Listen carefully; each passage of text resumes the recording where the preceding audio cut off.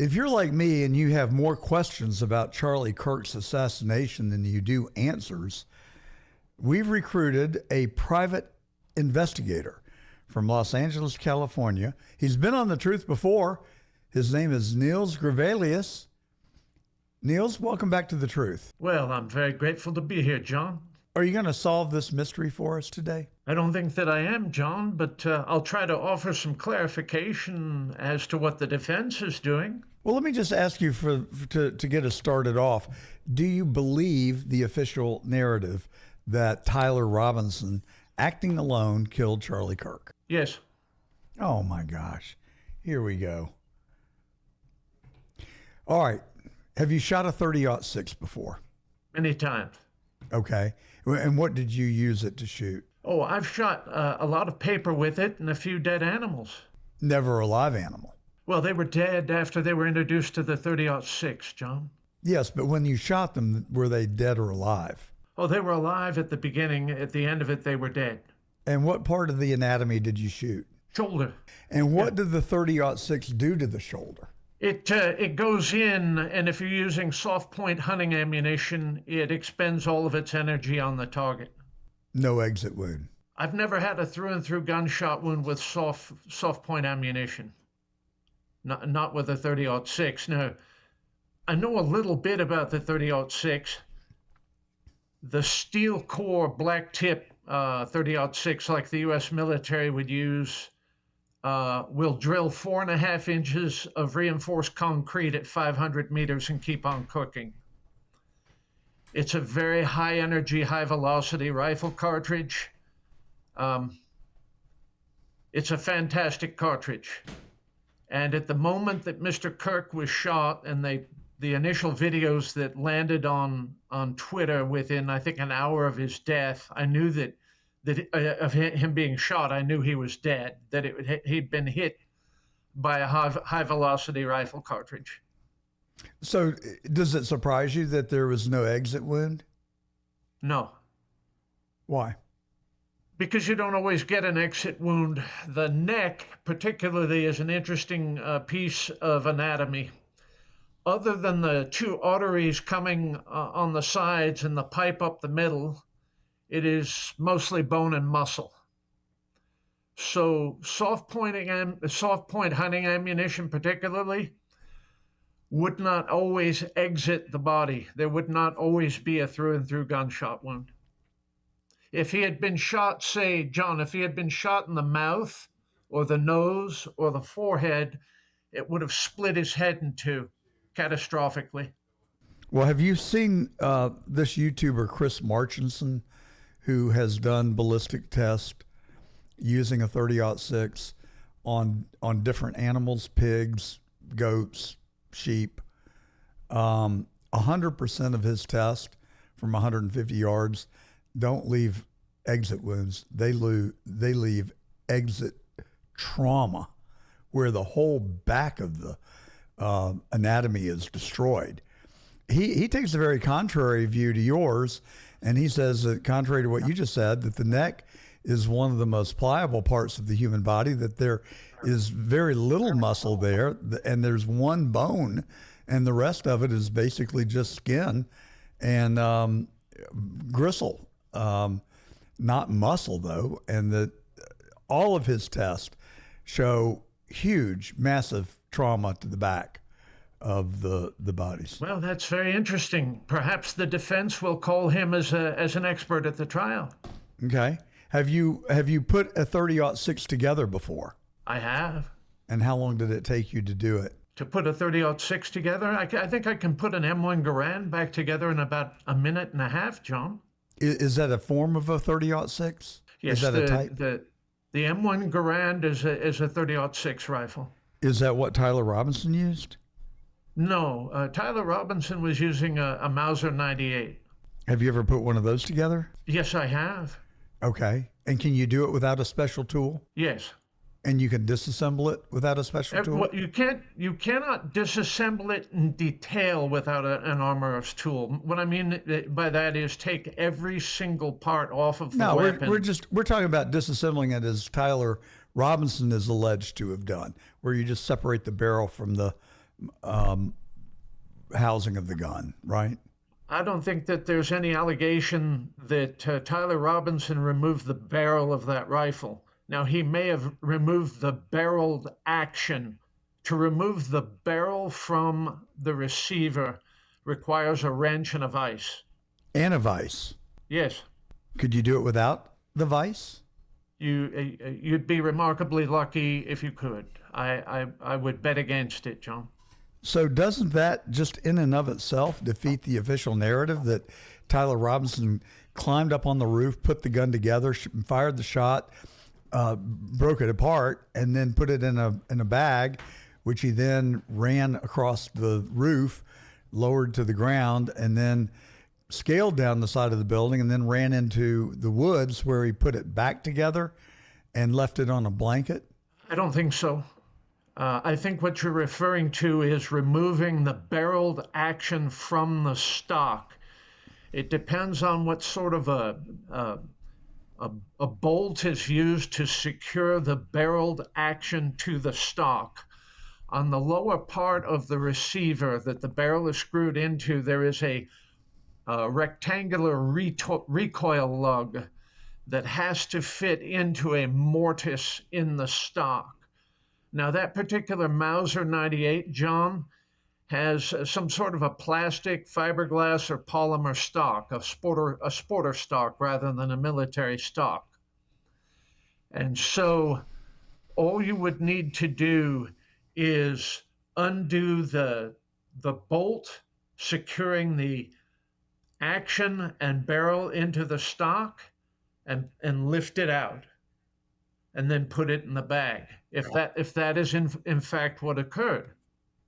Well, I mean, he disassembled it and put it in a bag so that he could carry it off the roof, right? If you say so, John. Let's see. I'm not saying so. The narrative, that's what we have been told. Okay. I haven't seen any evidence yet to tell me that somebody other than Tyler Robinson shot Charlie Kirk. Okay. Well, what evidence do you have that Tyler Robinson did it? His communications with his boyfriend, the fact that the rifle recovered was his. He communicated to his boyfriend the need to recover the rifle before the rifle was found, the chain of custody of the rifle from his grandfather to him, his father's confrontation of him, his admission to his father of having been involved in the murder. That's all evidence pointing toward Tyler Robinson. Well, what about the ATF ballistics examination? And they could not tie the bullet in Charlie's body to the rifle. It said it was inconclusive. Would that mean that it couldn't be tied to the rifle? Yes, but it also does not state that another rifle was used. And they're running other tests on the metal of the fragments recovered to ascertain whether or not they match the ammunition that Tyler Robinson had for Tyler Robinson's rifle, that Tyler Robinson got from his father, that Tyler Robinson was sweating bullets about with his boyfriend. So if that were the case, why would Tyler Robinson have reassembled the gun and left it sitting in the middle of a field a couple hundred yards from where the tragedy occurred? I don't know. That's a question only Tyler Robinson can answer. If he did it. Okay. I mean, my belief is that he did, John. Have you seen him sprinting across? Well, I hear you. And I'm not here to defend Tyler Robinson.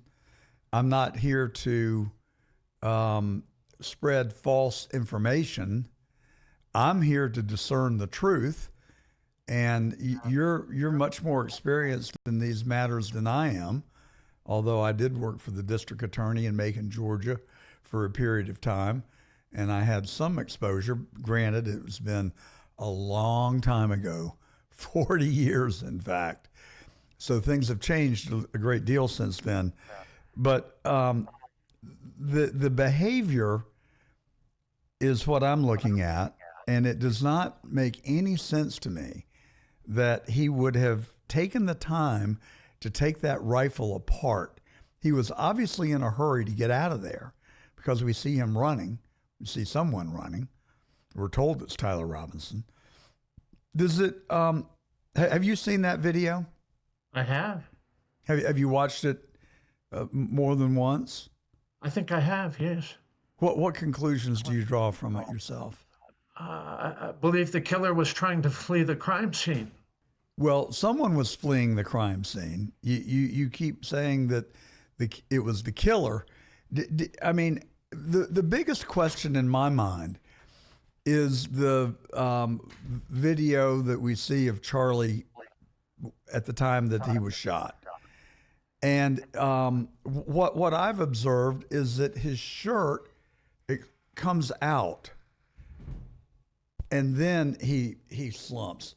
That seems counterintuitive to what a 30-06 rifle shot would have done to someone. You couple that with the fact that there is no exit wound and that we only have a fragment of a bullet. It seems to raise many more questions than provide answers to me. Okay. Am I just imagining these things or what? You're seeing things that are in the record that will be clarified at trial, and ultimately a jury will decide. Tyler Robinson's attorneys are doing a yeoman job of raising these issues at this stage before even the felony preliminary hearing so that they can preserve them at the appellate level. It's my belief, John, that his defense team is doing every single thing they can to keep Tyler Robinson from being executed. I think that they would consider life without parole at this point a win. Well, what insight do you have into the defense strategy and what they have done? Well, I'm looking contextually at it. I know a bit about criminal defense work and criminal prosecution both. If the lawyers don't raise these things at this stage, John, they'll have trouble raising them at the appellate level. One of the things that gets raised in a particularly a murder appeal is ineffective assistance of counsel. So these lawyers are going to do every single thing that they can, raise every objection that they can, and people are going to discuss it. It's going to go back and forth. I think the holy grail for them at this point, John, would not be the fragments of the bullets, the test being inconclusive. Their big goal will be to get his communications with his boyfriend knocked out. They're going to try to get that set aside as evidence in this case. You're drawing conclusions based on information that I just don't have, and I've looked. We've gotten like nothing out of the court proceeding in terms of what the defense has been doing. I mean, it seems to be an information vacuum from what I can tell. The defense just filed a motion based upon the ATF report that you cited a few minutes ago, John. That is true, but there are a whole lot of other things that I would have expected them to have filed for and that we have not seen.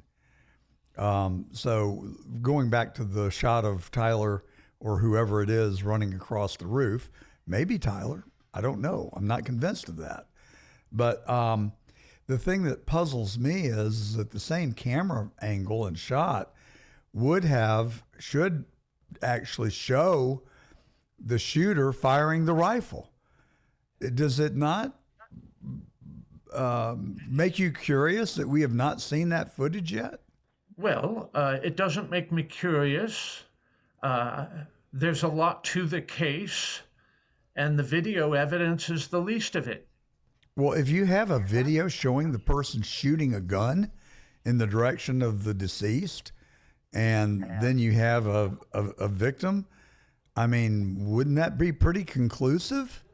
Well, that would be pretty conclusive, John, but maybe they don't have that footage. Maybe the camera hadn't yet come on. It was a security camera. Security cameras are often motion activated. Not mine. Mine are on 24 hours a day, and they're recording Well, that's 24 hours a amazing. day, and the recording's preserved for a couple of 3 days, maybe 5, I think. I'm not sure. At Nancy Guthrie's house, they had a security camera that only came on in the moments before the man who abducted her arrived and removed the camera from the wall.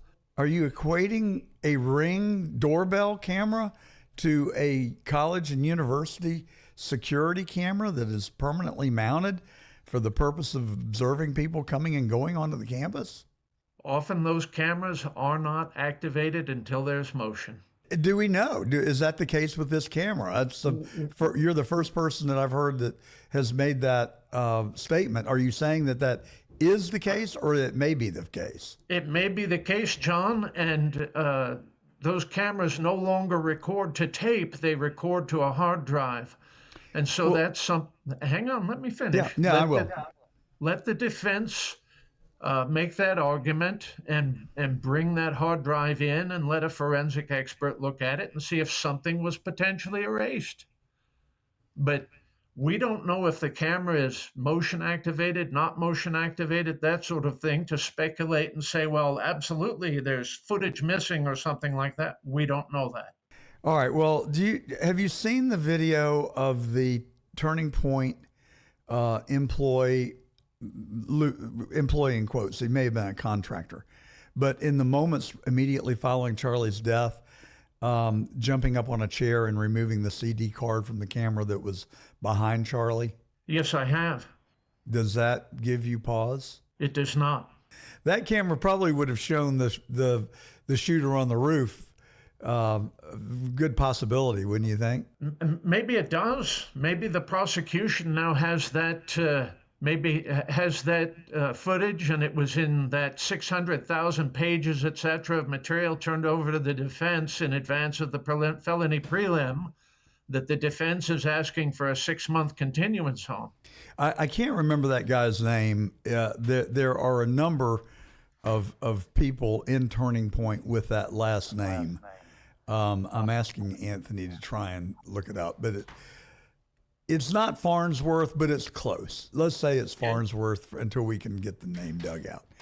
Would it surprise you that that individual is the cousin of the defense counsel on this case? No, not at all. Utah is rather like that, John. Have you ever been to Utah? Well, what's the population of Utah? I have been to Utah, actually. When you get down into the family lineage through Utah, most everyone is descendant of or cousin of or related to the original founders of the Mormon Church. So you have some close consanguineous family ties in that state. What has that got to do with the guy who took the CD card being related to the defense counsel? Well, you asked me if it would make me amazed that defense counsel was cousins to this guy removing this Turning Point employee, removing an SD card from a camera. No, the family relationship would not surprise me. Does taking the SD card surprise you? I think you said no. No. Why would that not surprise you? Because it's a media event, and they're going to do every single thing they can to preserve the footage, the video, the audio, etc. And people were probably in that very moment in a state of shock and doing what it is that they thought that they were supposed to be doing. Now, you are raising an interesting issue that the defense could potentially put this man on the stand and ask him to clarify his actions, don't you think, John? Well, I would first want to know, did he turn that evidence over to the authorities? Well, let's find out. I mean, if Terrell Farnsworth? Oh, Terrell Farnsworth. So I did have his last name right. Okay. So there's one of the lead defense counsels is a relative of his. Okay. I mean, would that individual not be subject to being charged with tampering with evidence? If the prosecution believed it was so, yeah, very much so. And again, John, when they sit down for the felony prelim in 6 months, let's see what Tyler Robinson's defense counsel Farnsworth or any of the others raises here. You could very well be onto something. Let's see what they raise about this. Have you investigated murders before? I think I have You think? many times. Have you worked on a case where the uh, person who pulled the trigger or committed the murder has fled the scene? I have. And what would you expect their behavior to be like? Flight. They're fleeing, and Yes. flight evinces guilt. Would they try and hide? Potentially, if they can find a place to hide. And sometimes they just try to get to a vehicle or an accomplice who will help them flee the scene. So Tyler Robinson would have been the subject of a nationwide manhunt after the assassination, would he not? I think they were looking for him. Yes, I think you're right, John. So would you have expected someone who murdered a public figure who was the subject of a nationwide manhunt to casually walk into a Dairy Queen, order dinner, and sit down at the counter and eat his hot dog? Well, I think you and I talked about an assassin who shot a president dead, then a police officer dead, and then went to the movies. Well, let's get to that. I do want to get back to that because that there are some interesting parallels there, aren't there? Well, But let's stick issue. with before we jump back on the Kennedy assassination. Let's finish up with Tyler Robinson. Do you think that is normal, predictable behavior that someone who is the subject of a nationwide manhunt would casually walk into a Dairy Queen, order dinner, and sit there and eat it? If he doesn't know that he's been identified, yes. And at that point, he had no idea that he had been identified. But he would know that he was a suspect, or that he would know that he pulled the trigger. Well, he knew that he pulled the trigger, and then he made some interesting communications with his boyfriend, didn't he? I don't know. I've read some of those, and there are a lot of people who believe that those were AI generated, and most likely did not come from Tyler Robinson. So the problem If is, if they have evidence to that effect, they should certainly step right up and provide it immediately to defense counsel, John. I agree if he is being properly represented. I have significant questions about whether he is, given the coincidences and the intersections of the Farnsworth family, with Turning Point and the assassination of Charlie Kirk. So, John, why isn't that Tyler Robinson isn't troubled by all this, or his father, or his mother? I think that is a very good question. Do you think it's possible that if the narrative is not what we've been told, that maybe they're under either a threat of bodily harm if they don't go along and keep their mouths shut, or maybe there's a payday at the end of this? I mean, I can speculate on a wide range of possible explanations, but here's where I'm coming from. Do you think his father might be making up the statement about the son confessing to him? I just don't know. I All don't. I don't. I've read that is a distortion, but the fact of the matter is, I just don't know. But here's what I do know. All right. Here's what I do know. What I do know is that there is a person that we are shown walking up the stairs to the rooftop. It is not conclusive that person is Tyler Robinson. Maybe, maybe not. I'm not sure. I've heard more people question whether it's him than I have vouch for the fact. Secondly, we are only shown a person running along the roof. We're told that he put the gun together, fired the shot, took the gun apart, put it in a knapsack, then ran across the roof, but we're deprived of the video of whoever it was firing the .30-06.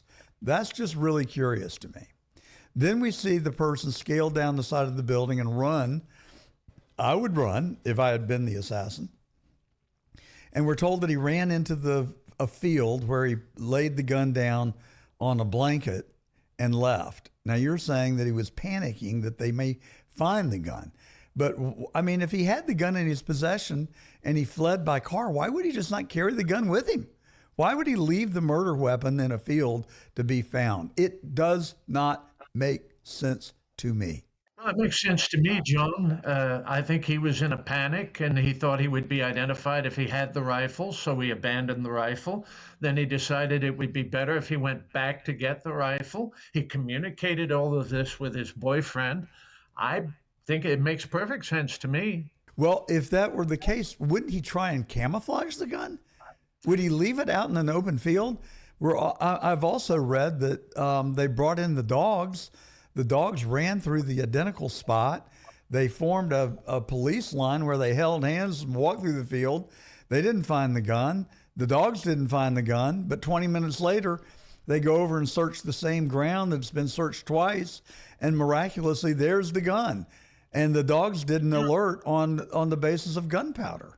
All of these things will be brought out at the prelim and the trial. Now, dogs who detect explosives often can't detect gunpowder because gunpowder burns, it doesn't explode. Some dogs are oriented to particular types of explosive, like trinitrotoluene, that sort of thing. I have a cadaver dog that finds dead bodies when police dogs don't find them. Then why bring in the dogs? If they were incompetent or incapable of detecting gunpowder, why bring them? And why did the line of policemen that walked through that field not find the gun? Why not deploy every asset that you have and you comb the field multiple times? Sometimes you have to interview witnesses three and four times to get the truth out of them. Well, this isn't getting the truth. This is seeing the proof.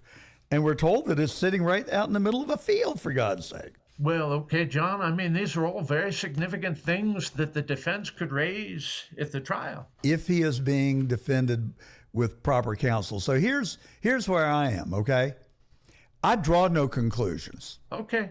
I do not say that Tyler Robinson is innocent, although I have said and will continue to maintain that I don't buy the narrative. Okay. Now, that might lead us to the conclusion that Tyler Robinson did not kill Charlie. Okay. And frankly, that's where I'm leaning. But I am open to information that would change my mind, and maybe the trial and the prosecution will accomplish that. But so far, I'm just flat out not buying it.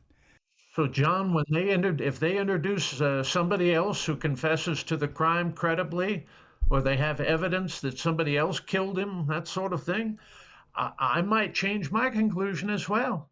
So what is the standard for convicting someone of murder? Well, it's beyond a reasonable shadow of a doubt, John. Do you believe that the fact that the bullet can't be linked to the gun might raise adequate doubt to prevent the conviction of Tyler Robinson? It is one element that could raise reasonable doubt. But it would have to overcome his own words to his father, the words that he uttered to law enforcement at the time that he was apprehended, and his communications to his boyfriend. Well, if those can be authenticated, I'm inclined to agree with you. Thus far, I don't know that has been done, but I guess we will just have to wait and see. All right. Well, you want to talk about JFK's assassination? I'm happy to engage with you. I've actually been looking forward to it. Are you aware that a Secret Service agent recently disclosed that he found a fourth bullet and he dug it out of the back of the limousine and has been preserving it for the last 60 years and just turned it over? That's amazing. And what was his motive for not turning it over to the Warren Commission? Do you believe the Warren Commission? Do you think that was an investigation conducted in good faith? I believe that the Warren Commission omits several things that were omitted, calculated to preserve the integrity and prestige of the CIA and FBI. Calculated to preserve the integrity and prestige of the FBI. Wouldn't a higher calling be to get to the truth and expose the truth of what happened in Dallas on November 22nd, 1963? My belief is that Oswald was the subject of a counterintelligence investigation being conducted by James Jesus Angleton, subsequent to his visits to the embassies of the Soviet Union in Cuba and Mexico, and that Angleton gambled thinking that he would develop more counterintelligence information if he kept Oswald under surveillance because he failed to assess Oswald as a true threat. That's my belief. Okay, well, you can believe whatever you want. As can you. How much time have you spent researching it? I spent a little, John.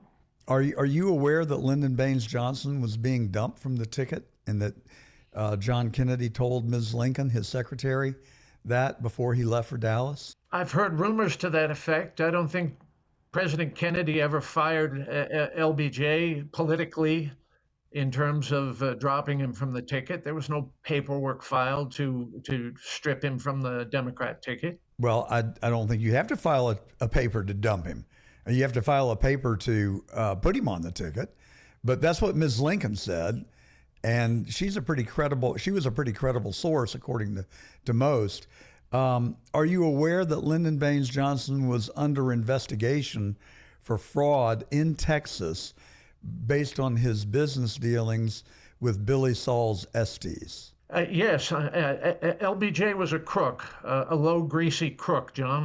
I completely agree with you that he was a crook. Are you aware that he had ties to a guy named Mac Wallace, who was convicted of murder of the Texas Agricultural Commissioner, who was the individual who was investigating LBJ for fraud with cotton subsidies, was the subject matter? Unaware, but not surprised.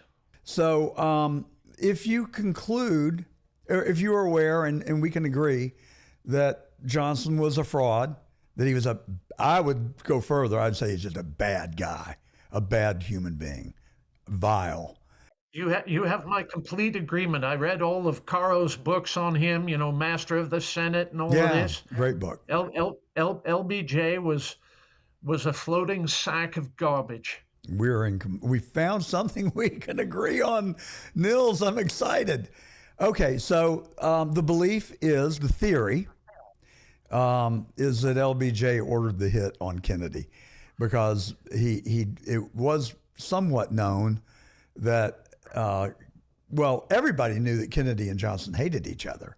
So did LBJ order the hit on General Walker? Well, I don't know that there's been a conclusive finding that Oswald shot at Walker. I will grant you that is a topic on which I do not have good answers. Did LBJ order Oswald to shoot the officer from Dallas Police Department who attempted to detain him? Well, that's interesting because have you been to Dallas? Have you looked into it at all from a personal perspective? I have. Tell us about it. A 75-yard shot against a moving target moving toward him rather than moving laterally. He got off 2 shots from a 6.5 millimeter Mannlicher Carcano. He used the same rifle to attempt to assassinate General Walker. He had a 2-inch Smith & Wesson .38 Special concealed on his person. He abandoned the rifle at the Texas Book Depository, his place of employment, and was on foot. Word went over the Dallas police dispatch to be on the lookout for Oswald from a tip, either from the FBI or the CIA, maybe both. When Officer Tibbetts attempted to detain Oswald shot him dead with Oswald's revolver.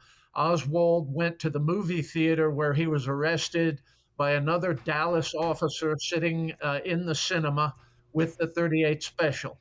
Well, actually, there were about 6 police officers who came to the theater after having been called by the theater manager because he went in and didn't pay for his ticket. The officer who put the cuffs on him he was a one of the family 6, friend. But it wasn't like, anyway, let's don't get hung up on that. Are you aware of the fact that there are no fingerprints of Oswald in the sniper's nest? Okay, it's inconclusive. Again, that's inconclusive. The standard for guilt is beyond a reasonable doubt. Do you know who got his job? Do you know who got the job for him at the school book depository?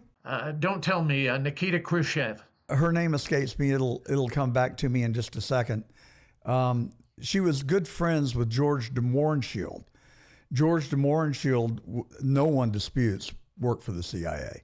Ruth Payne was her name. Ruth Payne was her name. She was friends with George de Mohrenschildt. George de Mohrenschildt committed suicide twice with a shotgun about 3 miles from where I'm sitting in South Palm Beach about, I don't know how long ago, but quite a while ago. So we have that background. Then you couple that with the fact that there are no fingerprints from Oswald in the sniper's nest, but there is a fingerprint of Mac Wallace, the guy that the jury convicted of murder of the Texas Agricultural Commissioner who was investigating LBJ for fraud with Billy Saul's Estes. Okay, so Oswald's rifle, the same rifle that Oswald used to attempt to kill General Walker, Oswald's membership in the Fair Play for Cuba Committee, Oswald's statements of hostility toward the United States contemporaneous with his defection to the Soviet Union, Oswald's visits to the embassies of the Soviet Union and Cuba in Mexico City, Oswald's murder of a Dallas police officer, Oswald's flight from his place of employment. We know the official narrative. Immediately after. And that's all you're doing is playing back the official narrative. Right. But there is no conviction of Oswald shooting at the general. There are a lot of allegations. Nobody can convict him after the fact. His corpse cannot be put in the dock. Okay. So I have more proof that Oswald did it than you have proof that Oswald didn't do it. You have a gun that was found there, but you don't know that that was the murder weapon. You have a single bullet theory that has been disproven because now we know there are 4 bullets. We have dozens of people, including 3 or 4 Dallas police officers running towards the fence behind the grassy knoll where people saw smoke emit at the time that Kennedy was assassinated. We have video proof that Kennedy's head went backwards, i.e. got shot from the front, not forwards from a shot from the rear. And Oswald had no paraffin on his body. And what did he say when he was arrested? He spouted the Marxist line that he was a patsy, and he gave the power salute. I didn't know that was attributed to Marx, and I've never heard anyone saying that he was a power salute. He was a Marxist. I'm just saying that Nils. Yeah, he gave the Marxist power salute when he was in handcuffs with his hands cuffed in front of him. Nils, I think you may be the only living American I've spoken to who continues to believe that Oswald killed Kennedy and acted alone. The amount of evidence. I'm not going to fall victim to the communist psyop, John. Oh, so you think it was the Soviets that killed Kennedy? No, I believe it was an American communist who killed him trying to impress the Soviets with his communist credentials by assassinating our president. I mean, that is the official narrative, and it is the same as the narrative relating to Tyler Robinson. And being the crack PI you are, I'm just wondering why you would not open your brain to the possibility, the likelihood that it was not Oswald who killed Kennedy. There are eyewitnesses, 2 ladies who worked in the school book depository, who testified under oath that no one ascended those stairs in the 10 minutes prior to the assassination. They said it would be, in fact, they said it would be impossible for someone to have gone up the stairs without them seeing it.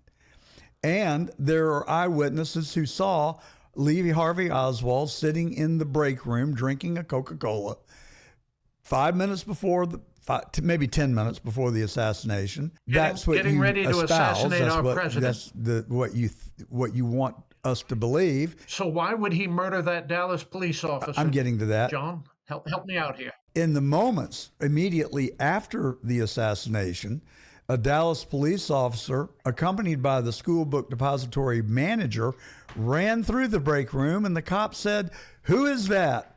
pointing to Oswald sitting in the same chair, sipping the same Coke, not acting like someone who had just assassinated the 35th president of the United States. And the manager said, "Oh, he works here." And they ran up the stairs. And why did Oswald assassinate, or why did he kill the Dallas police officer who attempted to detain him?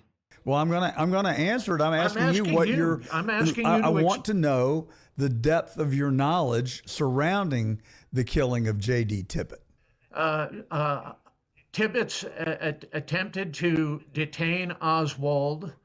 Tibbets was in a patrol car. All that's a patrol given. car I'm in asking uniform. you, how much have you personally investigated it? I'm asking you, John, Because why I did don't believe Oswald shoot him? did. And I'll tell you why. I'll tell you why I think that. Who took Oswald's gun and did Well, that? I don't know that it was Oswald's gun. Do you? How do you know that it was Oswald's gun? But how do you know it was Oswald's gun? It was Oswald's gun. The bullets matched. It was conclusive. No, that was the Italian rifle that he ordered by mail. It was the gun that was on him when he was arrested. Why did Oswald flee the book depository and then shoot a police officer? I've talked to a dozen people who have actually followed Oswald's steps from the school book depository up to the bus stop, where he sat on the bus for 20 or 30 minutes. Finally, in frustration, got off the bus, got into a taxi, rode to his rooming house where I have visited and spoken to the daughter of the lady who ran it, Ms. Hall, and he was there for about 5 minutes and then proceeded to walk to the point where, allegedly walked to the point where Tippit was murdered. The problem here, Inspector, you can't do it. You physically cannot do it in the amount of time that it would have taken Lee Harvey Oswald to have done that. Why did Oswald shoot him? Why was Oswald's gun involved? Why were his fingerprints on the gun? Why was the gun on Oswald when Oswald was apprehended at the theater? Why was Oswald at that spot? Where was he going? He was going to the movies. Okay. Do you know that spot is nowhere near the path that you would have taken to go to the theater? It's probably 3/4 of a mile out of the way. His gun. Do you know that there are witnesses who saw Lee Harvey Oswald with the J.D. officer Tippit? radioed that he had that he was detaining someone. So you say, Oswald's I'm not convinced gun, of that. Oswald's bullets, Oswald's fingerprints, the gun that Oswald had on him when he was arrested in the theater. That's what we are told. I don't believe it, because Oswald could not have gotten from the school book depository to the point where Tippit was assassinated in the amount of time that it would have taken him to get on the bus, get off the bus, take a cab, go to the rooming house, and then walk. You say he was walking to the theater. I agree. Where Tippit was killed was not on the way to the theater. Why did Oswald meet with J.D. Tippit in Jack Ruby's nightclub in the week preceding the assassination? He did not. That's made up. It's not made up. It's as made up as your assertion that it was Oswald's gun and the bullet was linked to the gun. But the fragments are not linked to Robinson's gun. But on one hand, you're perfectly willing to convict Oswald of murdering Tippit because the bullet is linked to the gun. But when the bullet is not linked to the gun, you're not willing to let Tyler Robinson defend Tyler Robinson. We have Tyler Robinson's statements. We have his statements. But you have Oswald's statement. Rifle. It was his statements. He said to his father he killed him. He said to the police he killed them.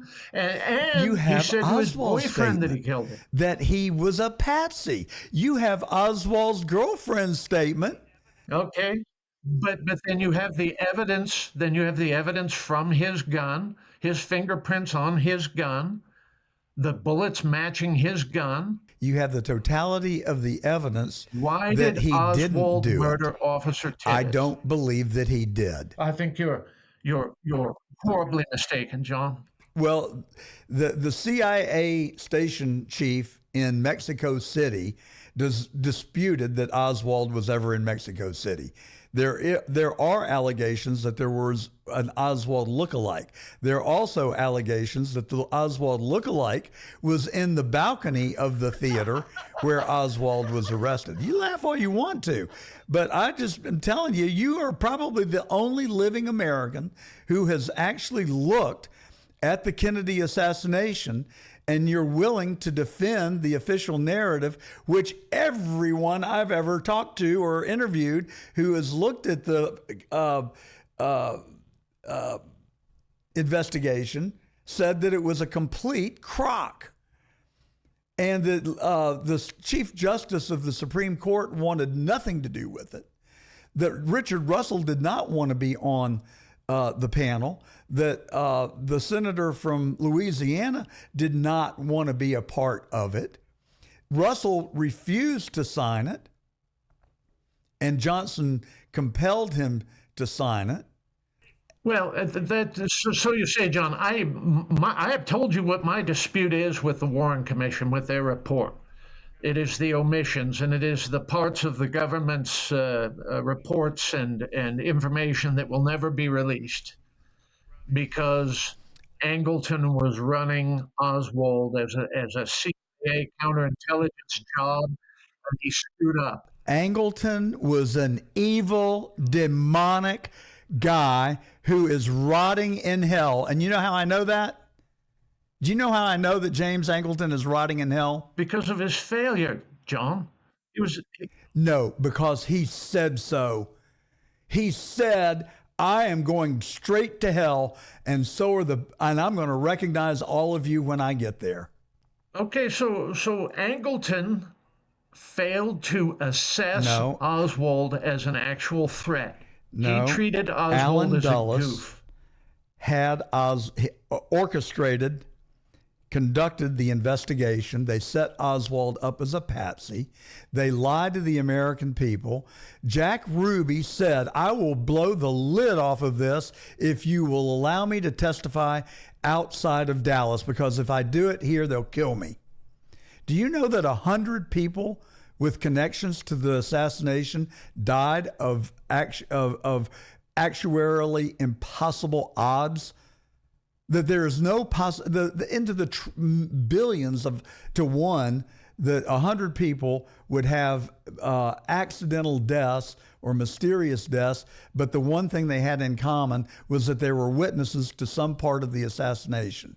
Start with the guy who was in the railroad tower, who was in Washington to testify before the 1978 House Assassinations Committee, who concluded with 99.99999% certainty that it was a conspiracy, that there was more than one shooter. Now, that's an official government report, and they did do an investigation and they did it in the open, televised. John, I don't believe any of that garbage. It's garbage. All right.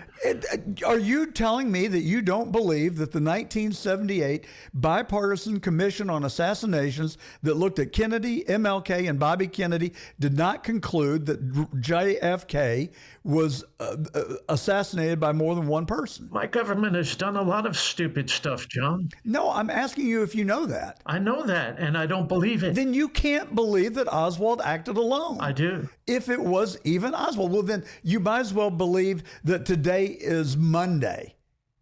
You might as well believe that the sun is a figment of your imagination.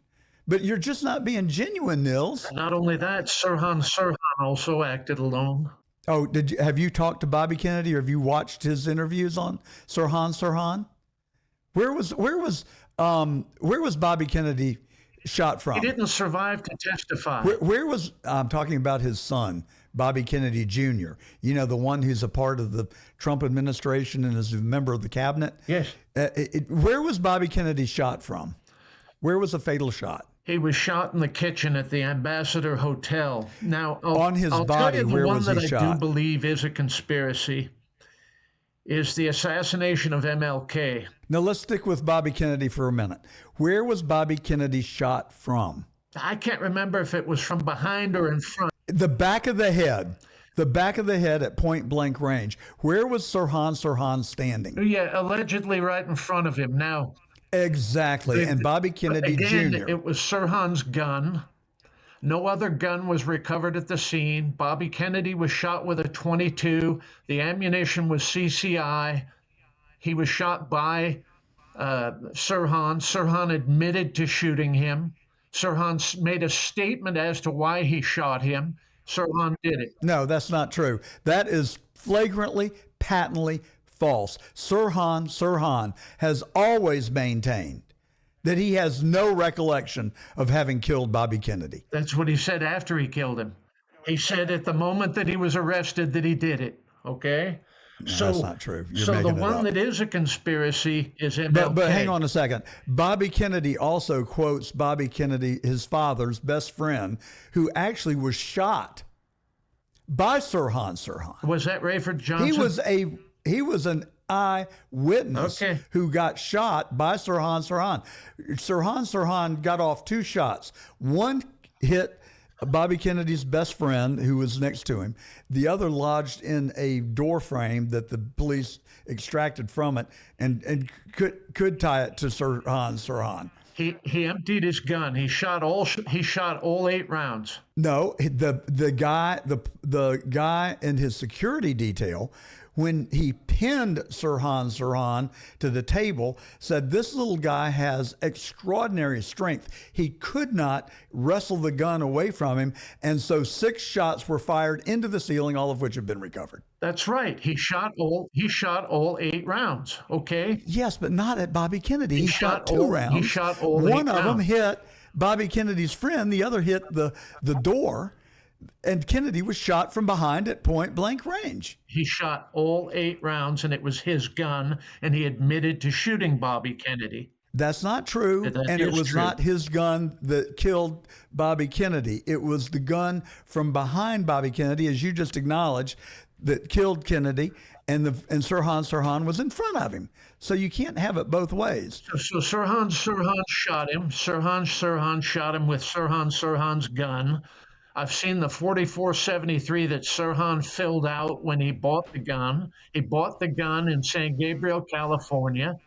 Okay. Sirhan admitted that he shot him at the moment he was arrested. All right. Well, you got to tell you what, that guy who was an eyewitness and got shot, do you know what he spent the last 30 years of his life doing? Trying to defend Sirhan. That's right. Now, why would you do that? It's called Stockholm Syndrome. Okay. And why would the victim's son, who has met with Sirhan in jail, advocate for his release? It's called Stockholm Syndrome, John. Bobby Kennedy's Jr.'s got Stockholm syndrome? I mean, if he believes that Sirhan is innocent, he's a fool. Do you read the Bible? I do. He who calleth his brother a fool is in danger of hell's fire. I have been in danger of hell's fire from my first day, John. I would not call the son, I'm quoting the Bible, I'm not saying anything other than you said that Bobby Kennedy is a fool. I personally resent that. I think that is a really low down thing for Okay, you good. to say, I resent that you would believe somebody other than Sirhan shot Bobby Kennedy. because the victim of his bullet said that he didn't shoot Bobby Kennedy, that the fatal shot was from behind. The autopsy found that he was shot from behind. But Bobby Kennedy made no such statement. Bobby Kennedy didn't survive to testify, John. I didn't say Bobby Kennedy said it. I said the autopsy showed that he was shot from behind. And you said he was shot from behind. So Sirhan was standing in front shot of him. him. Okay, now let's move on to MLK, okay?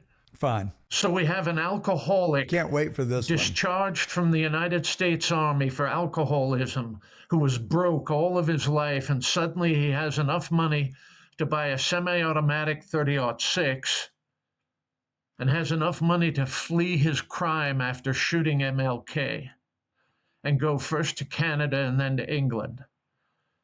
James Earl Ray, people have tried to link to the KKK. The KKK has no Catholics. And by the time that MLK was assassinated, the KKK was heavily infiltrated by Hoover. So it is my belief that the man who actually paid James Earl Ray the money to obtain a weapon and kill King was a member of the Nation of Islam. That is my belief. All right. Well, I think you believe that this is December and that it's snowing in West Palm Beach right now. I mean, you can believe whatever you want, but the evidence is so far. And I also believe that the FBI had King under surveillance at the moment that King was assassinated, and that FBI agents actually witnessed his assassination. I believe that. You believe they participated in it? No. I believe that they were there under Hoover's orders to try to work up as much derogatory material as they possibly could about King, as to his associations, behavior, the people that he met with, things like that. My belief is it was the Nation of Islam that paid Ray to kill him. Why would the Nation of Islam want to kill Martin Luther King? For the same reason that they killed Malcolm X. Why did they want to kill Martin Luther King? Because he ate into Elijah Muhammad's bandwidth in Black Power. That's why. Gotcha. All right. Are you aware that a jury in Tennessee of 12 men and women in a civil lawsuit found unanimously that James Earl Ray did not kill Martin Luther King, and that they concluded that it was a conspiracy that involved our own U.S. government? Yeah, I'm aware. A jury of 12 men and women? I'm aware. Okay. And so what do you make of that? I'm also aware that 12 people acquitted O.J. Simpson and Robert Blake and Michael Jackson. I've seen many crazy things come out of juries. No, not. We're not talking about an acquittal. We're talking about where they unanimously agreed that there was a conspiracy and that it involved our government. Okay. I think it's funny. It's amusing to me, John. Well, I think it's sad. I think it's really sad. I want to know where you get your money from. I'm in a city that is the world's largest concentration of people who are simultaneously paranoid, wealthy, hostile, and weak. I'm not sure what you're trying to say. You live in a city that's paranoid, wealthy, weak, and hostile. I guess you're talking about Los Angeles. Precisely and correctly. This is a garden spot. Okay.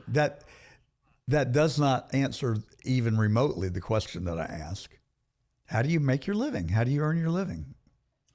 Bringing bad men to justice occasionally, John. Protecting people from their own bad decisions. Hauling people's bacon from the fire when they get into trouble. Going and getting people's wealthy, well-connected, cocaine-using sons out of jail in Tijuana and Mexicali. Seems like a really long way to answer that you're a private investigator. You ask me how I earn my living. I do things that the government no longer will do, is what I do. Do you have any contracts, or do you accept anything of value directly or indirectly from the United States federal government, its agencies or contractors? No. Okay. Well, we're going to leave it at that, Nils. I appreciate your coming on, and I appreciate your willingness to have a spirited conversation with me. I think I'm just not trying to be disrespectful, but I think you're full of it, because you have gone to great lengths to circumstantially tie all of these people, when the most direct evidence is to our own federal government. I'm not saying it is the government. I'm saying it's rogue elements within it. But when it's the President of the United States, the head of the CIA, and the director of the FBI, I think it would be hard to distance it from our federal government. And I am on a mission. I will acknowledge it. I have an agenda. I do. because I grew up in the America that I love. But I don't love a lot about the America we live in today, which are the things that we cannot answer, that we've spent a lot of time talking about today, including the collapse of Building 7, the attempted assassination on Donald Trump, the tragedy of Charlie Kirk, and many of those, if not all of them, seem to have fingerprints on them from the intel of our government. And that's concerning to me. All right, very good, John. I want to thank you for inviting me onto your show. You're a fantastic host, and I'm very grateful. Thank you, Nils, and you're fun to talk to, and I hope I haven't offended you, but we have had a spirited conversation, which I frankly enjoyed because I've never met you other than on camera. I have no reason to not like you or respect you, but I do have an obsession with trying to come to find the truth, and I appreciate your participation. John, no offense taken. I'm always standing by when you want to know what I think. Fair enough. Thank you very much, and have a good rest of your weekend. And you, sir, stay out of trouble.